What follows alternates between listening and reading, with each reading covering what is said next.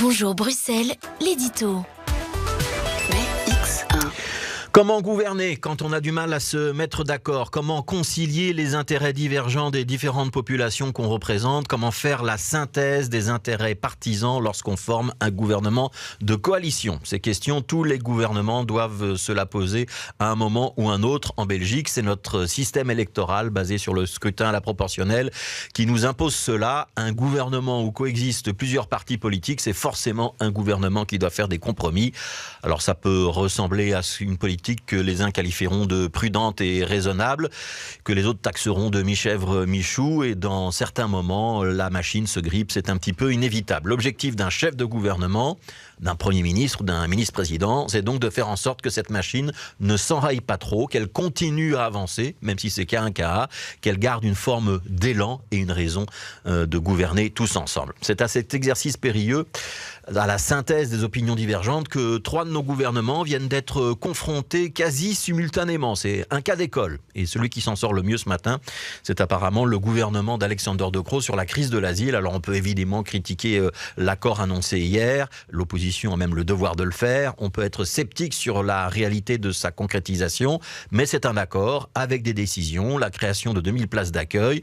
Et même si ça va prendre du temps, c'est une sortie de crise. Et il était temps d'ailleurs, parce que cette crise de l'asile n'en finissait plus et on voyait tous les soirs dans les rues de Bruxelles ses conséquences. La responsabilité ministérielle de Nicole Demore et du gouvernement fédéral, c'est maintenant de faire en sorte que cet accord soit réellement appliqué, qu'on ne traîne pas dans sa mise en œuvre son financement.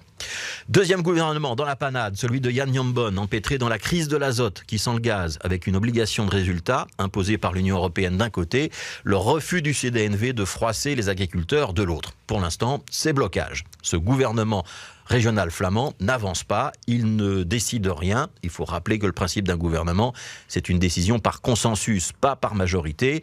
Quand on tord le bras d'un partenaire, soit il fait le gros dos, il avale la couleuvre et il passe à autre chose, soit il quitte le gouvernement. Il n'y a pas de troisième solution. Pour l'instant, le tracteur de Jan Jambon est immobilisé et on ne sait pas encore comment il va sortir du bourbier. Feu vert donc pour Alexander De Croo, feu rouge pour Jan Jambon et feu orange pour Rudy Verwoerd. Hier, les écologistes sont revenus à la table de son gouvernement bruxellois. Ils ne bloquent donc plus l'activité gouvernementale, mais le dossier de la friche Josaphat va laisser des traces.